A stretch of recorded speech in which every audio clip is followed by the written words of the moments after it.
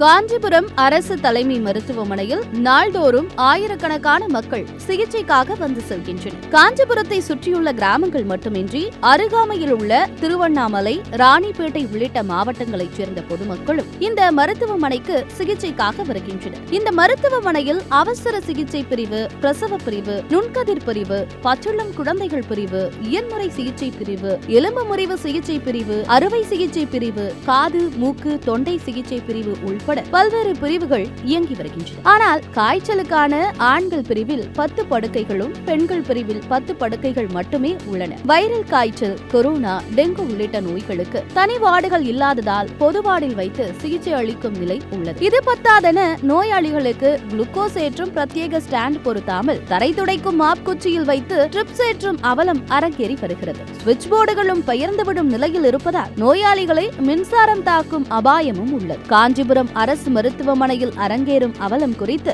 சமூக ஆர்வலர் மித்ராஜ் சத்தியம் தொலைக்காட்சிக்கு அளித்த பிரத்யேக பேட்டி உங்கள் பார்வைக்கு.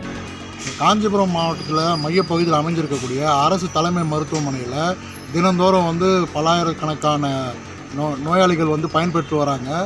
அந்த வகையில் இந்த மருத்துவமனையில் பார்த்தோம்னா தொடர்ந்து நிர்வாக சீர்கேடுங்கிறது எல்லாருக்கும் தெரிஞ்ச ஒன்று. அப்படி பார்க்கும்போது எக்ஸ்ரே அந்த சேவை சரியான முறையில் பல நாட்களாக, பல மாதங்களாகவே சரியான முறையில் இயங்குறதில்ல. அப்படி இருக்கும்போது இன்றைய சூழ்நிலையில் புதுசாக ஒரு பிரச்சனை உருவாயிருக்கு.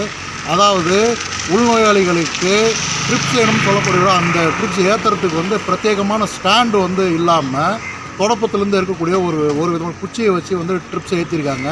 இது மிகவும் கண்டனங்களுக்கு உரியது. ஆண்டுதோறும் வருடங்கள் சுகாதாரத்துறையில் இருந்து மருத்துவமனைகளுக்கு உபகரணங்கள் வாங்க பல கோடி ரூபாய்களை ஒதுக்குறாங்க.